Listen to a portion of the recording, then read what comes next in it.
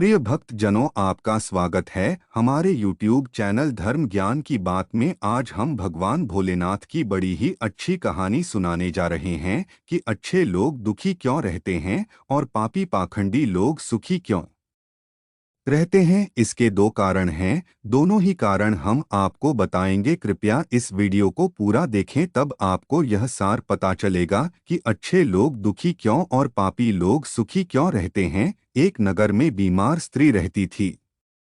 उसकी तीन छोटी छोटी बेटियां थीं। उस स्त्री का पति जवानी में ही गुजर गया था। वह अपनी तीनों बेटियों को लेकर जाए तो कहाँ जाए, क्या करें। ऊपर से समाज के लोग उसे ताना देते थे, कुछ करने नहीं देते थे। पति के गम में वह स्त्री बीमार पड़ गई। जैसे तैसे करके उसने अपनी तीनों बच्चियों को पाला। स्त्री को अपने तीनों बच्चियों की बहुत चिंता होती थी कि इनका पालन पोषण कैसे होगा, इनकी शादी कैसे होगी। यह सब सोचते सोचते एक दिन वह बीमार हो गई और वह पूरी हो जाने के साथ साथ बहुत दुर्बल भी हो गई। और एक दिन उसका अंतिम समय निकट आ गया। एक दिन यमराज का एक दूत उस स्त्री के प्राण लेने आया, लेकिन वहां का नजारा देखकर वह दुविधा में पड़ गया कि वह स्त्री की आत्मा को ले जाए या ना ले जाए, क्योंकि स्त्री की तीनों बच्चियां स्त्री के सीने पर सर रखकर रो रही थी, विलाप कर रही थी। यह सब देख कर के उस दूत को उन बच्चियों पर दया आ गई और दूत ने देखा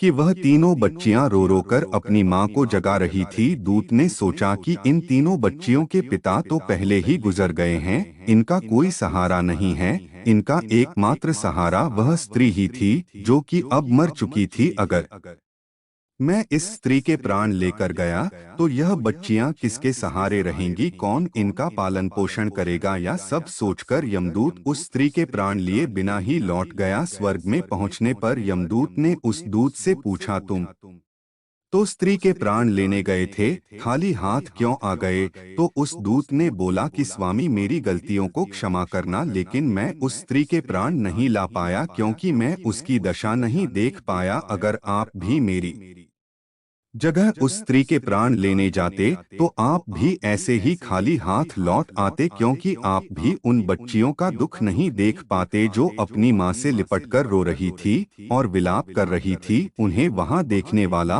और कोई नहीं था। अगर मैं उसे महिला के प्राण लेकर आता तो उन बच्चियों का क्या होता है। इन बच्चियों का सहारा भी कोई नहीं है।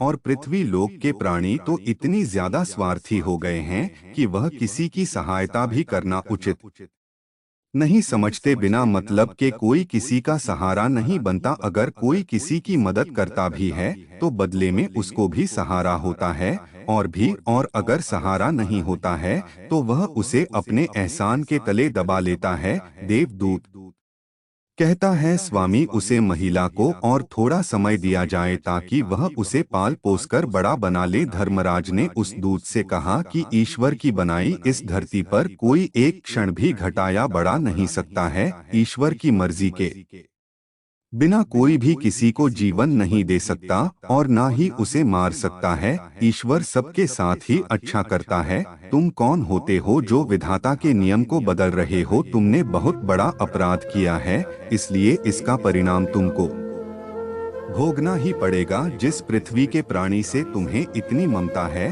तो जाओ इस पृथ्वी पर मनुष्य बन करके अपना पाप भोगो। देवदूत कहता है कि हे प्रभु, मैं पाप तो भोग लूंगा, परंतु मुझे ये बताएं कि मुझे मुक्ति कब और कैसे मिलेगी। देवदूत कहता है कि जब तुम धरती पर जाकर अपनी मूर्खता पर 3 बार हंस लोगे तो तुम्हारा उसी दिन उद्धार हो जाएगा। इतना कहकर धर्मराज ने उसे दूत को धरती पर धकेल दिया। धरती पर आते ही दूत मनुष्य शरीर में आ गया था। जब वह धरती पर था तब उसके शरीर पर वस्त्र नहीं थे। धरती लोक का एक नियम यह भी है, जब बच्चा पैदा होता है तो वह नग्न नहीं पैदा होता है, लेकिन उसके बाद उसके शरीर पर कपड़े हो जाते हैं। दूध सड़क के किनारे नंगा ही पड़ा रहा, उसके शरीर पर कपड़े नहीं थे। वहां से एक मोची गुजर रहा था। वह मुझे अपने बच्चों को ठंड से बचाने के लिए कपड़े लेने जा रहा था। रास्ते में ठंड से ठिठुरते एक नग्न व्यक्ति को देख करके उसे दया आ गई और उसने अपने बच्चों के लिए कपड़े नहीं लिए, लेकिन इस नग्न व्यक्ति के लिए जो कि दूता था उसके लिए कपड़े खरीदे और कंबल खरीदा और उसे लाकर दे दिया। देवदूत कहने लगा कि आपने मुझे कपड़े लेकर मुझ पर बहुत उपकार किया है, लेकिन आपने मुझे केवल ठंड से बचाया है। मेरे पास ना कोई परिवार है, ना कोई भोजन का साधन है। तब मोची ने बोला कि तुम मेरे घर चलो, मैं तुम्हारा सारा खर्चा उठा लूंगा। वह दूत को लेकर अपने घर जाता है। जब मोची की पत्नी ने देखा कि ये तो बच्चों के लिए कपड़े लेने गए थे और खाली हाथ आ गए, तो वह अपने पति से लड़ने लगी और कहने लगी कि तुम तो बच्चों के लिए कपड़े लेने गए थे, कपड़े तो कुछ लेकर आए नहीं, उल्टा ये क्या लेकर आ गए हो। ऐसा कहकर वो मोची से जोर जोर से लड़ने लगी। दूत ये सब देखकर जोर जोर से हंसने लगा। तब मोची ने पूछा, अरे भाई तुम जोर जोर से हंस क्यों रहे हो? तो दूत बोला कि मैं क्यों हंस रहा हूँ, यह एक रहस्य है जो मैं तुम्हें नहीं बता सकता। समय आने पर मैं तुम्हें बता दूंगा कि मैं क्यों हंस रहा हूँ। और दूध उसे मोची के घर रहने लगा। कुछ समय बाद उसने मोची का सारा काम सीख लिया। देवदूत के द्वारा बनाए गए जूते और चप्पल खूब बिक रहे थे। कुछ समय बाद मोची धनवान हो गया। दूत के द्वारा बनाए गए चप्पल जूते बहुत ही प्रसिद्ध हो गए, यहाँ तक कि राजा महाराजा भी मोची से चप्पल ले जाने लगे। अब तो मोची की किस्मत ही बदल गई थी। कहाँ वह एक गरीब लाचार जिसके पास पैसे नहीं थे, और कहाँ आज वह धनवान हो गया था। समय ऐसे गुजर रहा था। एक दिन राजा का मंत्री चमड़ा लेकर उस मोची के पास आया और बोला कि हमारे राजा ने इसी चमड़े के जूते बनवाने की इच्छा जाहिर की है। इसी चमड़े के जूते पहनना चाहते हैं। यह चमड़ा बहुत ही कीमती है, इसी चमड़े के जूते तैयार कर दो। और राजा के सैनिक ने यह भी चेतावनी दी कि इस चमड़े के केवल जूते ही बनने चाहिए, चप्पल ना बन जाए, यह भी उसने कहा और यह कहकर चला गया। मोची ने भी देवदूत को यह समझा दिया कि देखो राजा की बात है और राजा की बात कोई टाल नहीं सकता। और देखो चमड़ा भी कम लग रहा है, इसलिए ठीक से जूते बनाना और जूते ही बनाना, चप्पल ना बना देना। लेकिन देवदूत ने ऐसा नहीं किया। उसने चमड़े के जूते बनाने के बजाय चप्पल बना दी। मोची ने जब यह देखा तो उसकी सांस भूल गई। उसने देवदूत को डांटा और कहा, अब राजा हम लोगों को नहीं छोड़ेगा। कहकर वह देवदूत को मारने के लिए दौड़ा और कहने लगा कि तू बहुत मूर्ख है, तुझे मार बार बार समझाने पर भी तूने चप्पल बना दी। अब राजा का दंड हमें भोगना पड़ेगा, तू भी मारेगा और साथ में मैं भी मारा जाऊंगा, यहाँ तक कि फांसी भी हो सकती है।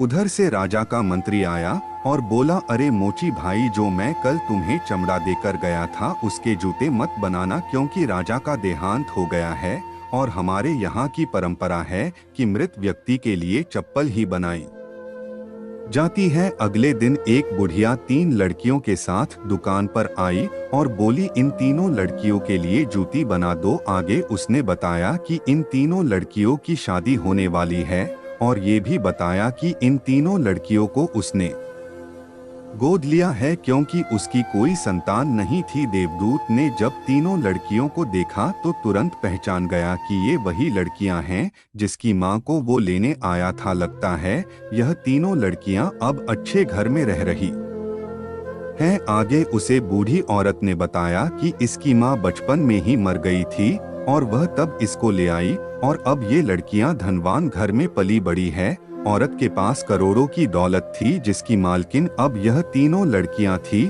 और अब वह बूढ़ी औरत इन तीनों लड़कियों की शादी एक अच्छे बड़े घर में करने जा रहे थे। लड़कियों का भाग्य देख करके देवदूत सोच में पड़ गया कि भगवान जो करता है अच्छे के लिए ही करता है। अगर उस समय इन लड़कियों की मां नहीं मरती तो यह भूखमरी और दरिद्रता में ही पड़ी रहती। मां के गुजर जाने के बाद इन तीनों लड़कियों का भाग्य भी बदल गया और आज देखो यह तीनों लड़कियां एक बहुत बड़े खानदान की बहू बनने जा रही हैं और इनका भाग्य भी चमक गया है। यह सब सोचकर देवदूत जोर जोर से हंसने लगा। तब मोची बोला, अरे भाई तुम फिर से हंसने लगे, अब तो बता दो तुम ऐसे बार बार अचानक क्यों हंसने लगते हो। तब दूत ने मोची को बताया कि वह देवदूत है और अभी जो यह तीनों लड़कियां जूते की नाप देकर गई है, उनकी माता को मैं लेने आया था, लेकिन उनकी दुर्दशा देखकर मैं वापस लौट गया क्योंकि इनके पिता तो पहले से ही नहीं थे। तो धर्मराज ने मुझे गुस्से में आकर श्राप दे दिया कि तुम पृथ्वी पर रहकर अपनी गलती का पश्चाताप करोगे। परमात्मा जो करता है अच्छे के लिए ही करता है। अगर उस समय उनकी माँ नहीं मेरी होती तो यह भूखमरी और दरिद्रता में ही पड़ी रहती है। माँ के मरने के बाद ही इन तीनों लड़कियों का भाग्य बदला है। और जब मैं धरती पर आया तो मैं बिना कपड़ों का था। मुझको देखकर तुमको तरस आ गया और तुमने मुझे उन पैसों से कपड़े दिलवाए जिन पैसों से तुम अपने बच्चों के लिए कपड़े लेने गए थे और अपने घर ले गए। तब तुम्हारी पत्नी तुमसे बहुत लड़ाई। तब मैं हंसा था क्योंकि मैं तुम्हारी पत्नी की मूर्खता पर हंस रहा था। वह क्षण भर की हानि के लिए तुमसे लड़ रही थी और उसके पीछे होने वाले लाभ को नहीं देख पा रही थी जो मैं तुम्हारे घर पर आकर तुम्हें देने वाला था। और दूसरी बार मैं तब हंसा था जब मैंने राजा के लिए जूते ना बनाकर चप्पल बनाई और तुम मेरे पीछे डंडा लेकर पड़ गए क्योंकि तुमको यह मालूम नहीं था कि राजा के साथ क्या घटना घटने वाली है। जबकि राजा के मंत्री आपस में बात कर रहे थे कि राजा की तबीयत ठीक नहीं है। कई बार ऐसा होता है, हम चीजों को देखकर सुनकर उसको समझ नहीं पाते और कई बार हम चीजों को देखकर या नहीं समझ पाते हैं कि क्या होने वाला है। जो कुछ हमारे जीवन में बुरा होता है हम उसके लिए रोते हैं, लेकिन भविष्य में होने वाले अच्छी चीज को हम देख नहीं पाते हैं। परमात्मा हमारी अच्छाई और भलाई के लिए ही हमारे साथ कुछ बुरा करता है और हम उस चीज को देखकर भगवान को कोसने लगते हैं। हम उस बात को नहीं देखते हैं जो हमारे साथ भविष्य में होने वाला है। कई बार हमारे साथ वर्तमान में अच्छा होता है तो हम बहुत खुश होते हैं और हम यह नहीं देख पाते हैं कि भविष्य में क्या होने वाला है। हमारे साथ दो तरह की घटना होती है, अच्छी और बुरी। हमें हमेशा यह सोचना चाहिए कि भगवान जो करेगा हमेशा अच्छा ही करेगा। अच्छे लोग दुखी इसलिए होते हैं कि अच्छे लोगों के साथ बाद में अच्छा हो सके। और दूसरा कारण यह है कि अच्छे लोग हमेशा ईश्वर के साथ जुड़े रहते हैं और उनको ईश्वर के साथ जुड़े रहना भी जरूरी है। देवदूत मोची को सब कुछ समझा करके वापस धर्मराज के पास चला गया। इस वीडियो को बोलते समय अगर कुछ त्रुटि हो जाए तो क्षमा करिएगा। और आपको यह मार्मिक वीडियो कैसा लगा कमेंट में ज़रूर बताइएगा। और अगर यह वीडियो आपको अच्छा लगा हो तो कृपया इस वीडियो को लाइक ज़रूर करिएगा। और अगर आपने हमारे चैनल को सब्सक्राइब नहीं किया है तो सब्सक्राइब ज़रूर कर लीजिए।